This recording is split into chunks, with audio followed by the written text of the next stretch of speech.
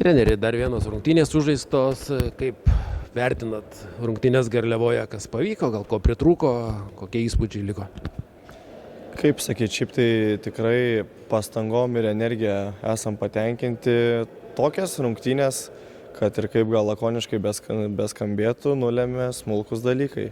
Kažkur gal neatsitvėrėm, padarėm baudą bonuse ar nepadarėm iki bonuso ir vieno metimo rungtynėse tas paskui labai daug kainuoja. Atrodo, varžovai stiprus, vėlgi be Marijaus Aurelijaus atvažiavo, Tautvydui pirmos rungtynės, turbūt nėra, kad nusivylėt pačiom rungtynėm, ar kaip įspūdis liko?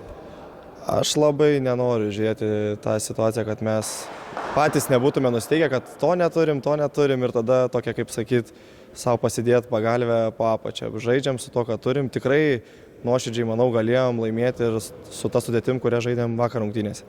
Pats procesas, žaidimas, išpildymas planų, kaip pavyko, nepavyko?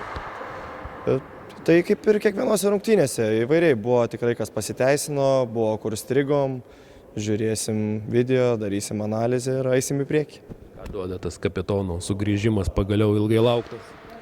Tai visų pirma duoda rotacijai vieną papildomą žmogų ir šiaip, jisai tikrai turintis patirties, gerai skaitantis žaidimą, ypač sunkiose situacijose, galintis kontroliuoti komandą, tai smagu, kad jisai sugrįžo.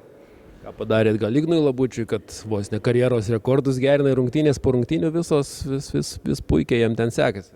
Tai vėl prisideda rotacijos dalykai, kadangi dviejų didelių nėra, tai jas ir tas minutės žaidžia didesnės.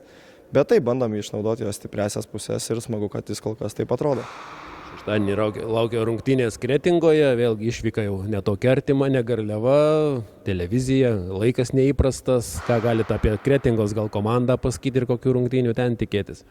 Visų pirma, svarbiausia, kad išeitume nusiteikę nuo pat pirmos atakos, pasiruošę luptis visas 40 minučių.